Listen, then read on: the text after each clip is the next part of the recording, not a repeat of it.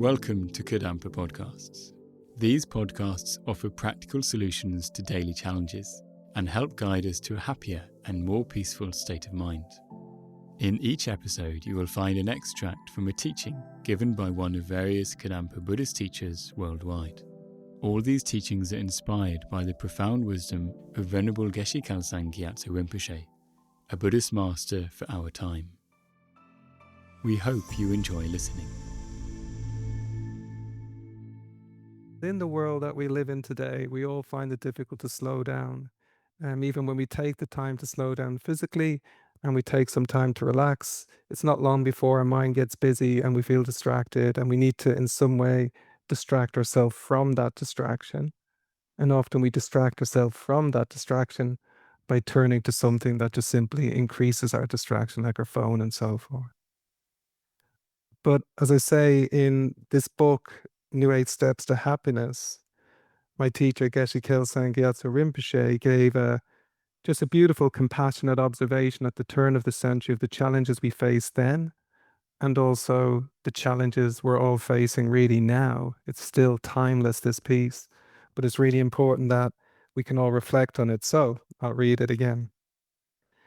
Our lives nowadays are extremely busy and complicated, filled with an ever-increasing variety of distractions. Even when we have the time to relax, we tend to switch on the television or radio and are subjected to a multitude of ever-changing images and sounds.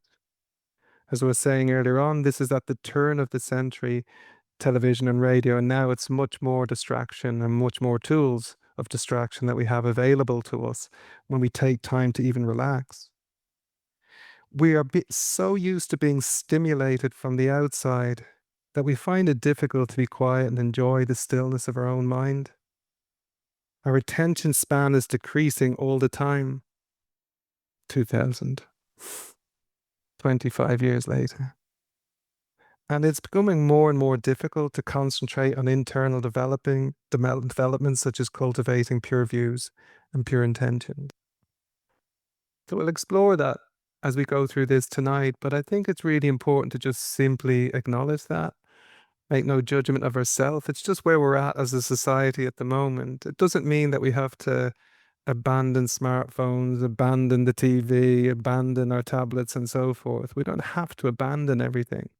We just have to develop a healthier relationship with everything.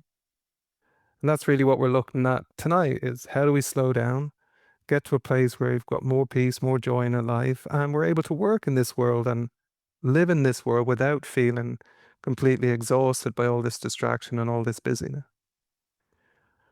So it starts with the question, why are our lives so complicated and busy these days?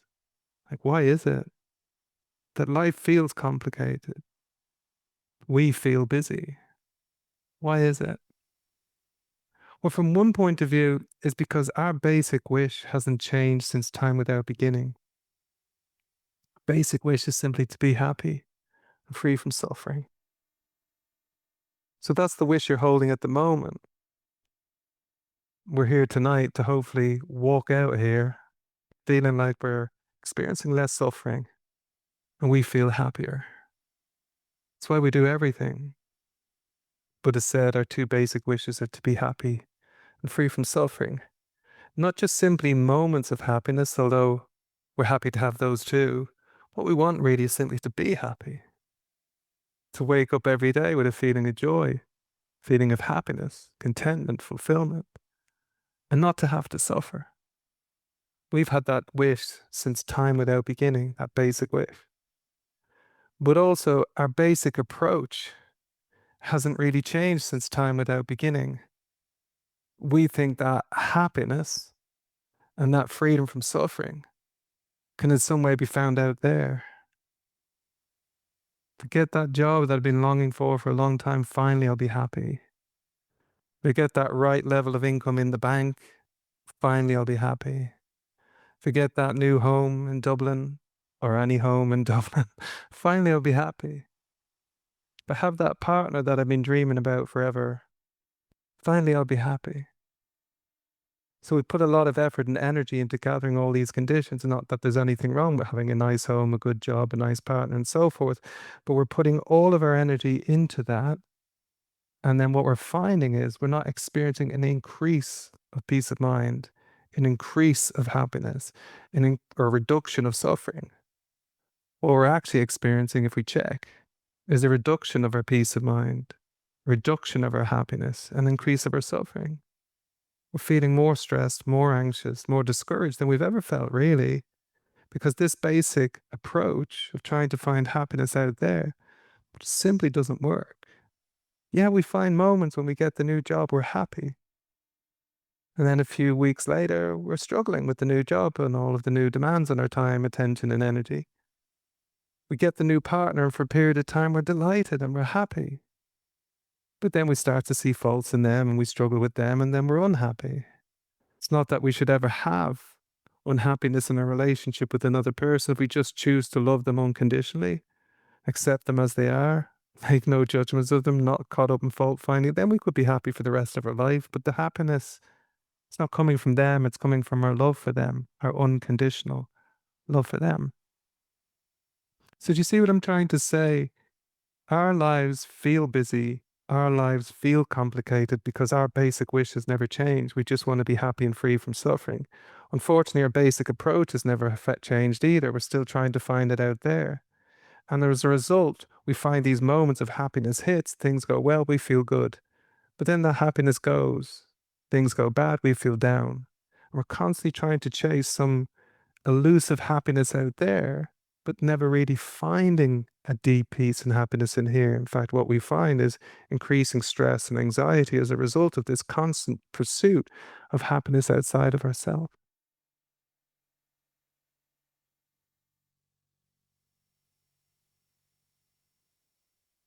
But all we really long for is deep happiness, consistent happiness and freedom from suffering.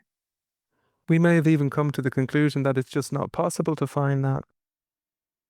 That's understandable because our basic wishes never change and our basic approaches never change. Therefore, it feels unfindable. All we need to do is understand the quality of our life. Like, quality of life doesn't simply depend upon what we do externally. It very much depends on where we live from internally. If we live from, for example, unconditional love, deeper level of acceptance when we meet challenges and adversity, if we live from a deeper feeling of empathy and compassion for others, if we live from a deeper wisdom in our heart, what we start to notice is we're starting to feel more at peace, more happy. And anyone who's found that deeper, more stable peace and happiness will tell you the same. It just comes from living from those qualities of the heart that naturally give rise to peace of mind and happiness. Love, kindness, compassion, empathy, acceptance, and the peace, happiness, and resilience that continually increases as we live from there. But as he was indicating there, that really comes from a focus on inner development, not just external development, which is important too. It's important to have a good job. It's important to have a nice home. It's important to have money in the bank to do the things you want to do. But if you're exclusively focused on them, you'll notice it's hard to feel consistently at peace and happy, because external activity and external accomplishment don't lead to deep peace and happiness. What leads to deep peace and happiness is inner development, inner accomplishment. Cultivating these qualities like love, kindness, compassion, empathy, wisdom, as those qualities grow within your heart, grow within your mind, you notice you're more naturally at peace, you're naturally happy.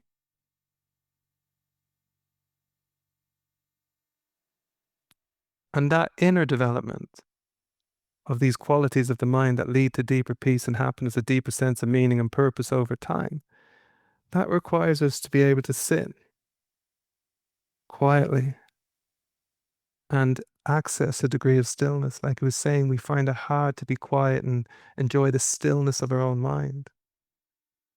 When we sit quietly, we don't experience the stillness of our own mind. What we normally experience when we sit quietly with no gadgets around us at all is the turbulence of our own mind. It's why we need so many distractions, is why our life is getting so complicated and busy, because we want to keep just moving and never really turning in, because obviously we're not engaged in this inner development. If we were to begin that process of engaging in that, we'd feel more at peace, we'd feel more happy. Did you see what I mean? It's not like give up your life. It's just like I talk about all the time in these classes, restore a balance in your life. Not a work-life balance that most people think is what's going to give me peace and happiness. Because you may reduce your work hours and have more time for your personal life.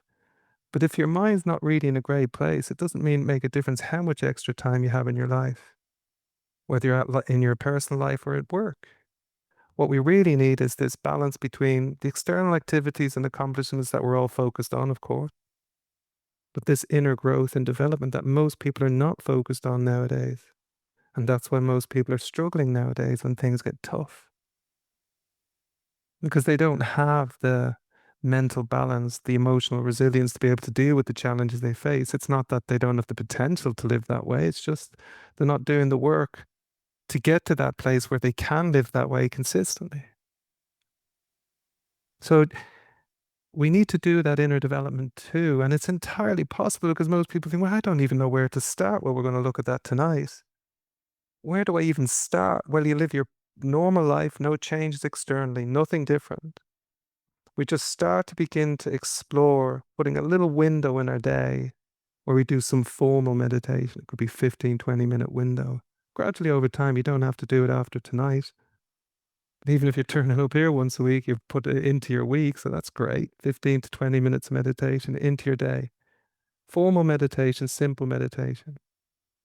But as I was explaining in the class last night, that's not the meditator's way of life. Most people think that's it, just sitting quietly meditating.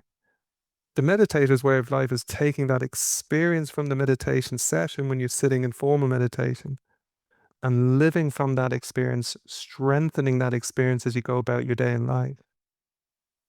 So if I meditate on love in the morning in my meditation session, and I generate this peaceful mind and warm heart of love for my family, for my friends, gradually over time for all living beings, and I'm meditating on that in the morning, when I arise from that meditation session, what I want to do is carry that peaceful mind and warm heart of love into my life and bring that love into the life of others. So when I'm interacting with my family and friends, try to maintain that, to hold that unconditionally.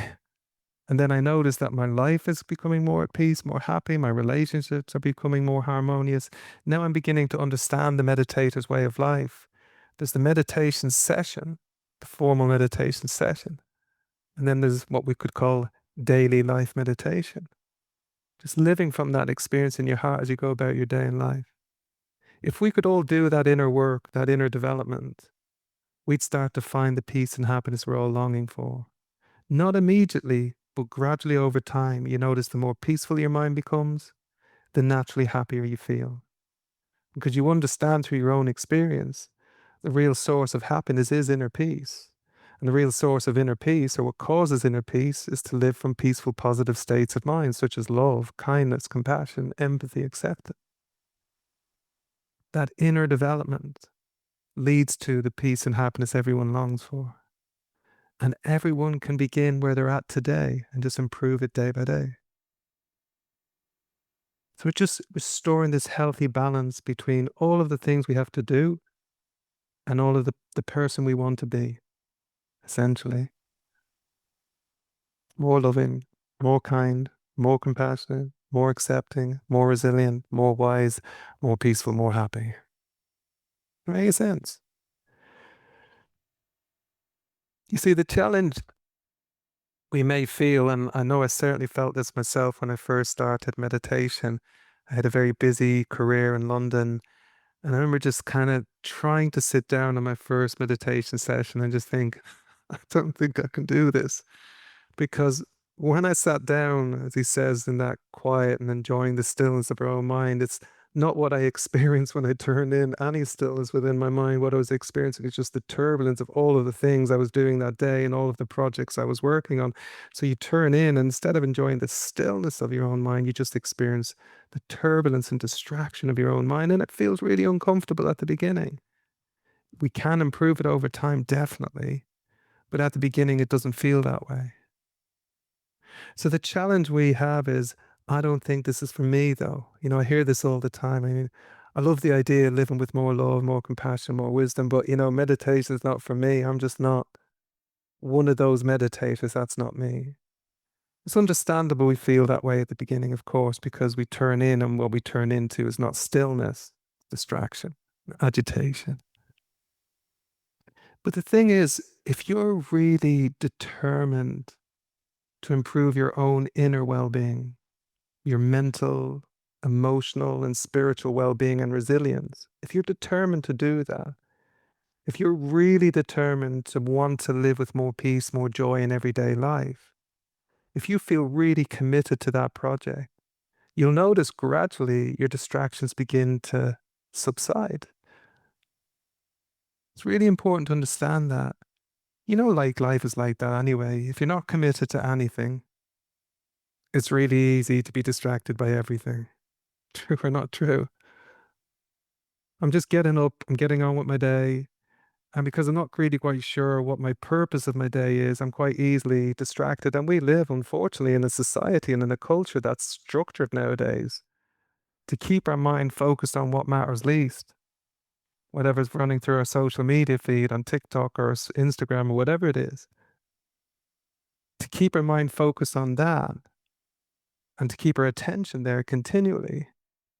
And as a result of focusing on what matters least, it's quite difficult to remind yourself and remember, what is it that matters most to me though?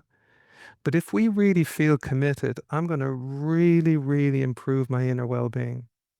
I'm going to enjoy my life. I'm going to get on with my career. I'm going to get on with all of the things I want to do, all of my goals and so forth.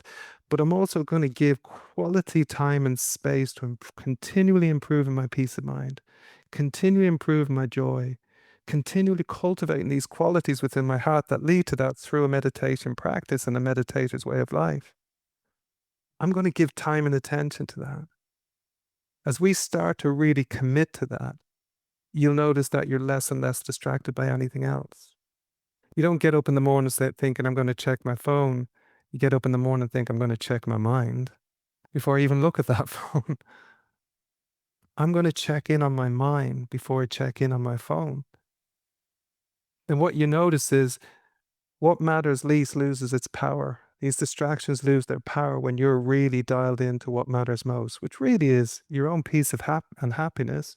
And if we can, contributing to the peace and happiness of others, which is much more easy to do. It's much more easy to help our family and friends be more at peace, more happy when we're at peace and happy, and we've learned methods to enable us to do that. So yeah, we're distracted at the beginning.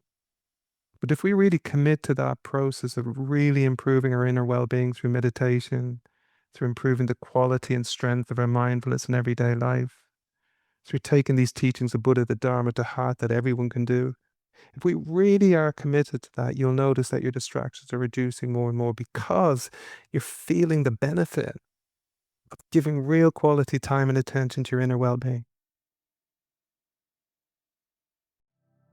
If you feel inspired by this podcast, then dive deeper into timeless wisdom of modern Kadampa Buddhism by following the link in the episode description. We look forward to reconnecting with you in the next episode of Kadampa Podcasts.